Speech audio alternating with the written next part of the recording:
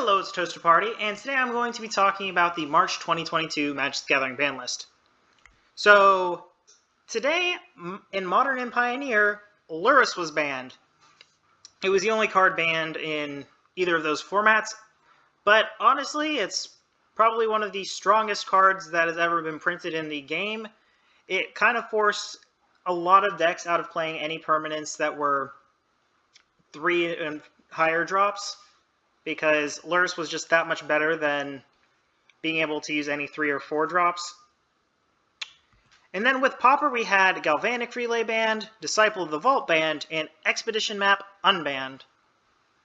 So Galvanic Relay was the linchpin in a Storm deck that would cast a lot of spells, then use Galvanic Relay to set up for a following turn, which would then be able to kill the opponent by casting a ton of spells while having some payoff for non-creature spells being cast, dealing damage to an opponent, and then killing the opponent on that turn.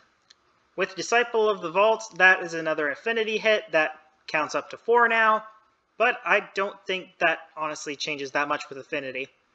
And then we have Expedition Map unbanned. This is for Tron players. Tron is back on the menu. So what does this list really change? Well, for Modern, everything.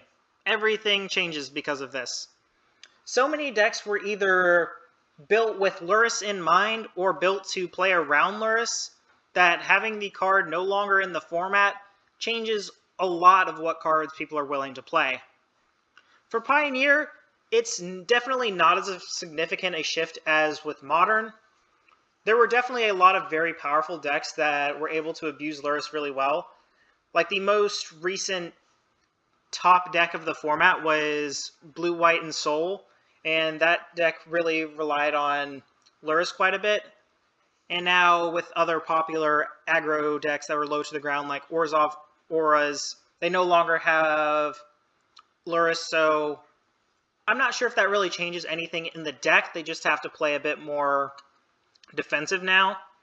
And then with red-white aggro, they just play Feather instead of Lurrus now. That doesn't change that much for that deck. But there is definitely some changes to the format because Lurrus is gone. And for Pauper, well, as I already said, Tron's back on the menu. And with Tron's back on the menu, it's probably going to be one of the best decks.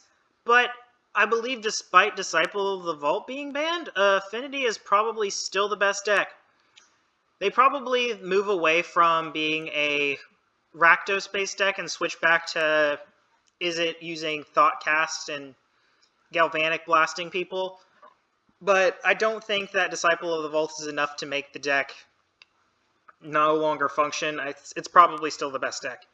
And finally, Pauper Storm is back to just being Pauper cycling. Well, thanks for watching. If you would, please leave a like, comment, and subscribe, and I hope you all have an excellent day.